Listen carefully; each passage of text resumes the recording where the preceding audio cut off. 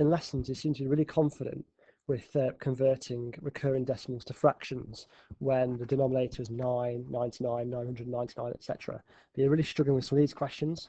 So in this first example, I said I've got x is 0.13 recurring, which is like 0.1333 forever. Multiply that by 10, I'd get 1.3 recurring. I'm looking for two lines where the digits after the decimal place are identical, and they're not at the moment.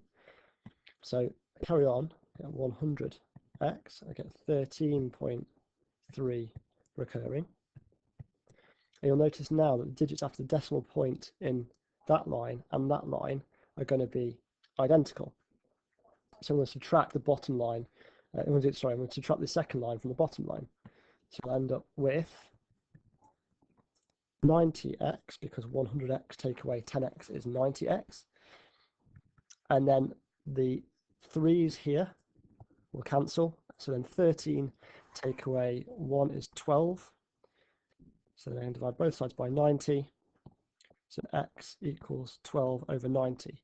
Remember, don't simplify this unless the exam question specifically asks you to. But in this case, I will. So I can divide that by 2. And then I can notice that 3 is a factor of both 6 and 45. So I end up with 2 over 15. Here's another example for you. This one means this. So we'll multiply up until we get two lines that are identical after the decimal point.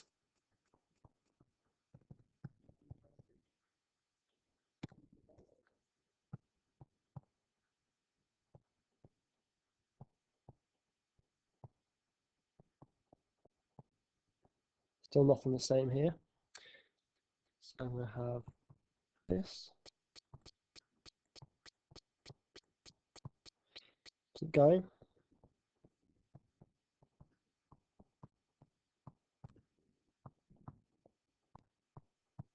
And what you'll notice at this stage is that the digits after the decimal point are identical in this line and this line. So I'll subtract them. So 10,000 x minus 100x is 9,900x. They will cancel. So then 4,032 minus 40 will be 3,992. Divide both by 9,900. And I'm left with x is 3,992 divided by 9,900. And again, you can go through simplifying if you want to. Remember, only do it if the question asks you to in the exam. I'd start, if I was doing this particular one, I would start with, I divide both by 2 because you can see they're both even numbers. I doubt you'll get a question that requires that much simplification in your exam though. Here are some questions for you to do, please.